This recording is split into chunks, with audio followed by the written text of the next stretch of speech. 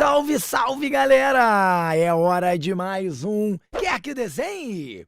E o assunto de hoje é a América Colonial. Tcharam! Mais mistérios. Vamos começar em casa. Vamos começar com a colonização portuguesa. Do ponto de vista econômico, a América Portuguesa é considerada bem diversificada. No início, era baseada no extrativismo, tendo como principal produto o pau-brasil, que era recolhido pelos indígenas e estocado em feitorias, uma espécie de entrepostos comerciais instalados ao longo da costa que serviam para armazenar os produtos locais para a metrópole. Lá em Portugal, a ocupação portuguesa aumentou depois da metade do século XVI. E com isso, as atividades econômicas se diversificaram. Açúcar, que era predominantemente nas regiões de São Paulo e de Pernambuco, tabaco na Bahia, que era trocado por escravos africanos, e algodão, principalmente depois da invasão holandesa e do declínio do ouro em Minas Gerais. Foram produtos que passaram a fazer parte das relações econômicas. E você não está achando que eram os próprios portugueses que colocavam a mão na massa, né? A mão de obra era primordialmente escrava. Primeiro com os indígenas, depois com os africanos, por causa do grande comércio intercontinental que também existia na época. Pois é, a diáspora negra, o trato dos viventes, era extremamente lucrativo para aqueles que o realizavam. Tá, professor, mas quem mandava nessa bagaça toda?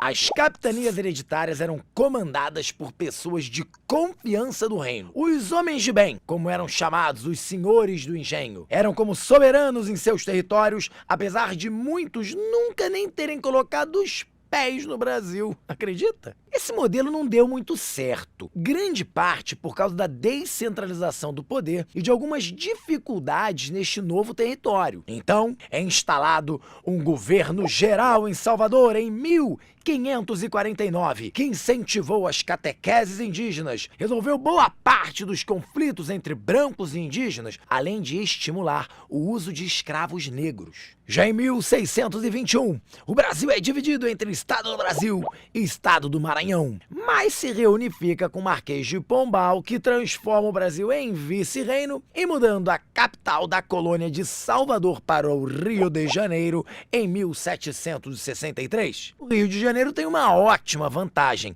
é perto de Minas Gerais, onde ficam as minas de ouro. E como essa gente toda vivia junta nesse Brasilzão, professor? Bem, as configurações da sociedade colonial portuguesa variavam de acordo com a região e com a época. Vamos ter um Brasil com muitas influências indígenas no sul, principalmente em São Paulo, onde a língua falada era a língua geral indígena, chamada Nhengatu, da qual inclusive brancos a utilizavam vez ou outra em suas conversas. E aí, subindo um pouco, no Nordeste, a gente encontra muitos portugueses vivendo por causa da prosperidade do açúcar. Depois do século XVIII, temos uma maior miscigenação cultural, que tinha a pretensão de formar uma cultura europeia nos níveis mais altos da sociedade. Mas isso aconteceu misturando costumes e doutrinas das culturas negras, indígenas e brancas. Como, por exemplo, a mandioca introduzida na alimentação de todos os grupos sociais e o surgimento de novas religiões e cultos a partir de vertentes como a Umbanda e a Jurema. E se você ainda tem dúvida sobre essas misturas culturais, é só abrir a boca. A língua portuguesa falada no Brasil é testemunha da miscigenação. Açaí, arapuca e carioca são palavras indígenas, assim como banguela, cachaça e cafundó são palavras africanas. Sem contar que o português do Brasil é muito mais legal que o de Portugal, não é?